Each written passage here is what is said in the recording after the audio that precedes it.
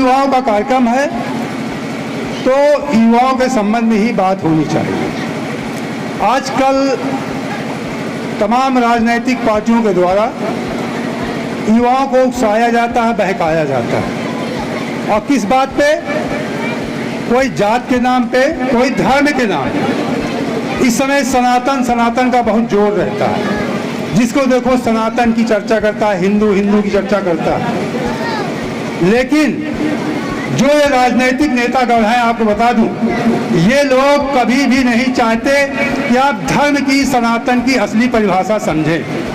जिस दिन आप धर्म की और या सनातन की असली परिभाषा समझ जाएंगे, उस दिन आप इन नेताओं का पिछलग्गू होना छोड़ देंगे। जो सनातन का विरोध करते हैं वो भी चाहते हैं कि आप सनातन के बारे में ना जाने।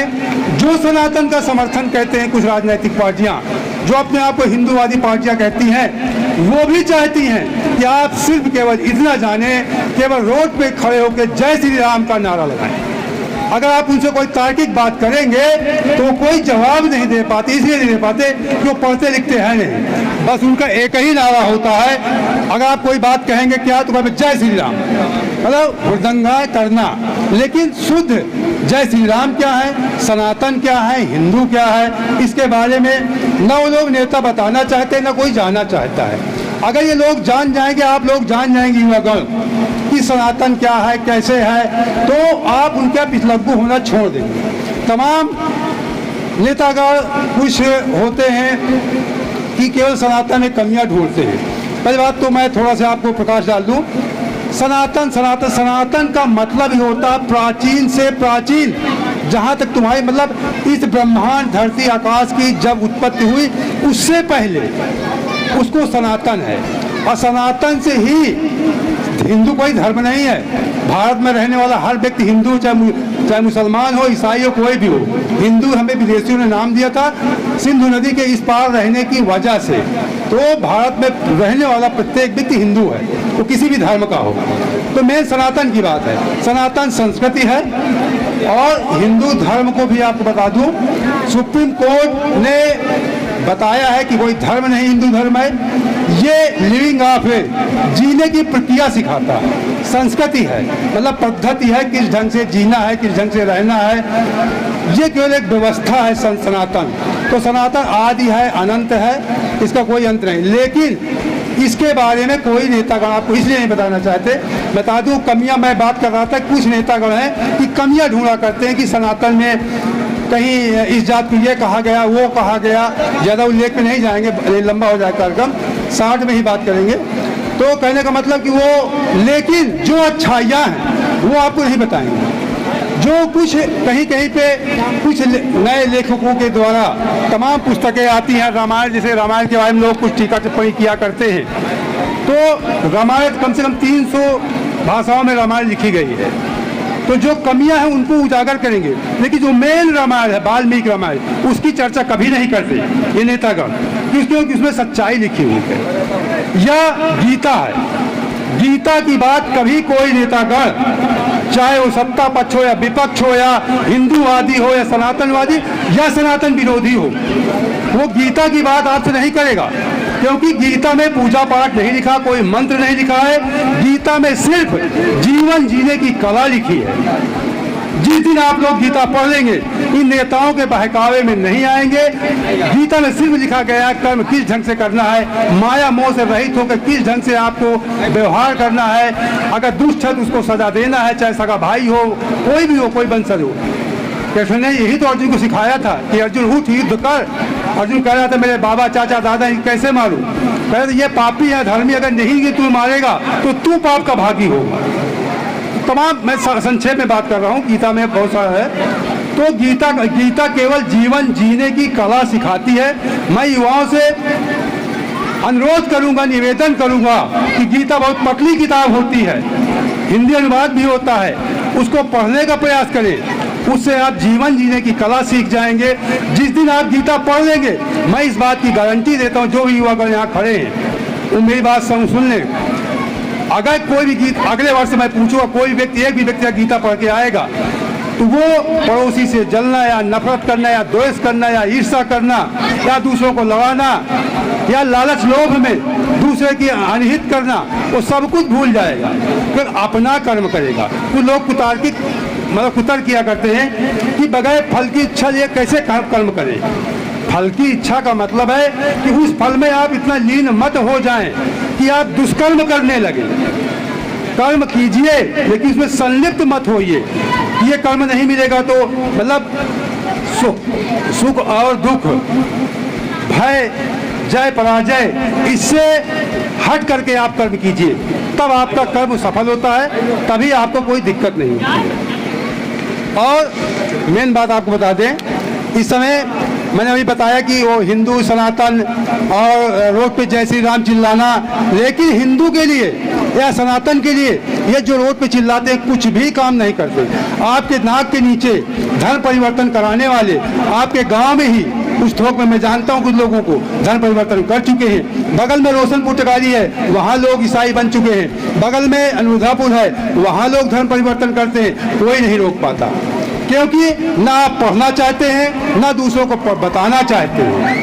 केवल रोड पे खड़े होकर नेताओं के पीछे जय श्री राम का कोई नारा लगाना है कोई। लेकिन अब जब आप पढ़ने लगे कि सबसे बड़ा काम है कि अगर आप अपने धर्म की, सनातन धर्म की रक्षा करना चाहते, कुत्तों को जरा शांत कराओ, डिस्टर्ब कर रहे हैं। अगर आप सनातन की रक्षा करना चाहते हैं तो खुद पहले ज्ञानी बनिए, खुद पढ़िए। ज़्यादा कुछ नहीं पढ़ सकते हैं, संक्षेप में ही कुछ सीख लीजिए। गूगल में सब कुछ पढ़ा हुआ है, आप मोटी मोटी किताबें नहीं वेद पुराण पढ़ सकते हैं। कुछ थोड़ा बहुत तो जानिए। जब आप जान जाएंगे तो आपको जय रोड पे जय श्री राम लगा के हिंदू धर्म के बचाने की कोई आपको ज़रूरत नहीं पड़ेगी। आप अपने आस पड़ोस या जो भी संगत आपकी है, अपने युवाओं को, साथियों को बताएंगे इसकी क्या है सनातन। सनातन एक बहुत ही अच्छा सही धर्म है, सबको अहिंसा सिखाता है। तो जब आप सिखाएंगे तभी आप ये केवल चिल्लाने से नहीं कि हिंदू सनातन जय श्री राम, केवल मैं आपको बता दूं, थोड़ी जानकारी दे दूं, आपको जानना चाहिए नागरिकों को। मैं थोड़ा से एक पॉइंट बता दूं आपको, मेन पॉइंट। इस समय हिंदुस्तान की आबादी 1 अरब 40 करोड़ आबादी है। 40 करोड़ कम से कम उसमें जय श्री राम का नारा लगाते होंगे। 1 अरब 40 करोड़ में कम से कम 40 करोड़ तो जय श्री राम का नारा लगाते हैं, लेकिन फिर भी हिंदू धर्म को बचा नहीं पा रहे, क्योंकि आप पढ़ते नहीं हैं। दूसरे धर्म के लोग आते हैं, अपना काम करके चले जाते हैं, जबकि वो भी सब सनातन से ही निकले हैं, दुनिया के सारे धर्म।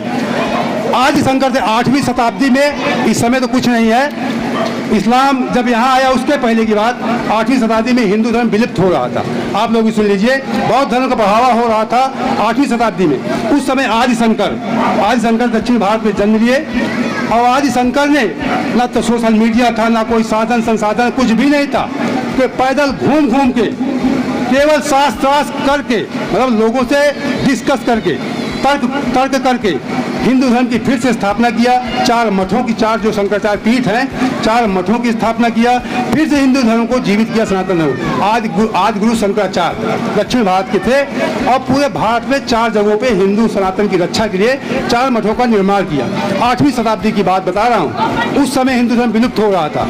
तब एक व्यक्ति ने ना किसी को डांटा, ना किसी को मारा, ना जोर आजमाइश किया, केवल अपने दिमाग और बुद्धि के बल पे शास्त्रार्थ करके सबको हिंदू धर्म का प्रचार किया, पूरे देश में उसकी स्थापना कर दिया फिर से पुनः। और इस समय युवागण हम देख रहे हैं कि वो रील वाला युवा हो गया है, उसको रील चलाना है या नशे में दिमाग लगाना है।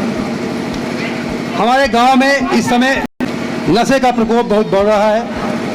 मैं बोलना चाहता था, लेकिन हमारे कुछ कमेटी के लोगों ने भी इशारा किया, क्योंकि ये युवा है, समझते हैं कि हमारे गांव, इनको हमदर्दी है कि हमारे गांव के युवा गलत रास्ते पे जा रहे हैं, नशा का मार्ग पकड़ रहे हैं। हम देख रहे हैं कि बहुत सारे लोग हैं, काफ़ी उम्र के हैं, लेकिन छोटे बच्चों के साथ नशा करते हैं, आने वाली पीढ़ी को बर्बाद कर रहे हैं। वो सबसे बड़े, हम कहते हैं कि हम वही फिर गांजा पी के कहता है कि आतंकवादी मुसलमानों को मारो। सबसे बड़ा आतंकवादी तू है, हरामखोर तू है, जो इस देश की आने पीढ़ी को बर्बाद कर रहा है। पाकिस्तान भी ये चाहता है कि आप लोग नशे में, कोई भी दूसरे देश की शक्तियाँ होती हैं, आतंकवादी शक्तियाँ, वो पहले नशे की लत डलवाती हैं। इस देश के लोग कुछ काम करने लायक, सोचने लायक न रह जाएं। ये आतंकवादियों का फंडा होता है और वही जो आतंकवादी चाहते हैं वही कर्म आप करते हैं। तो सबसे बड़े देशद्रोही अगर आतंकवादी हैं तो जो छोटे बच्चों को नशा सिखाते हैं। ये देश अगर देशभक्ति की बात करता है तो बहुत झूठा नालायक व्यक्ति है, मान लीजिए। तो नशे का ये प्रचार जो है गांव में कम होना चाहिए। हम इसका समय समय विरोध करते हैं। कुछ लोग बुरा भी मान जाते हैं। बुरा मानने कोई मतलब नहीं है, कोई लालच नहीं है। कुछ लोग सोचते हैं कि कर्म करना है तो कुछ फल मिल जाए। कुछ लोग बोलने में डरा करते हैं। फला व्यक्ति कोई सता रहा है तो सोचता है ये हमारा सगा है, कुलदीप शुक्ला भतीजा, कहीं नाराज हो जाए। हमें न्याय करना है तो बोलना है, सच बोलना है तो बोलना है। जब इस स्थिति में आप आ जाए कि समाज सुधर जाएगा। बाकी समाज अगर जिस तरह लोग चलना चाहते हैं कि पड़ोस का बच्चा बर्बाद हो जाए, मेरा बच्चा पढ़ा लिखा हो जाए, ये स्थिति अगर आप बाहर जाते हैं, सोचते हैं हमारा पड़ोस का जो पड़ोसी हो खागा में कुलदीप शुक्ला मकान बनवा रहे हैं, ये इस जगह प्लाट लिए कि यहाँ अच्छा माहौल हो। अगर सोचते हैं कि यहाँ खराब माहौल, वहाँ मकान न बनवाते कुलदीप शुक्ला। लेकिन हम यहाँ गांव में सोचते हैं कि हमारा पड़ोसी का लड़का बर्बाद हो जाए। तो अगर वो लड़का बर्बाद होगा तो आपके लड़के को भी बर्बाद कर देगा, इस बात की गारंटी है। कब तक आप अपने बच्चे को बचाएंगे? उसकी कहीं ना कहीं लौछार आएगी, उसका असर आएगा। तो इसलिए कोई भी समाज सेवा करें या कुछ भी करें, उसको सिर्फ अपने ये सोच कर मत करें कोई कार्य की ये हमसे इसको कुछ लाभ मिल जाए।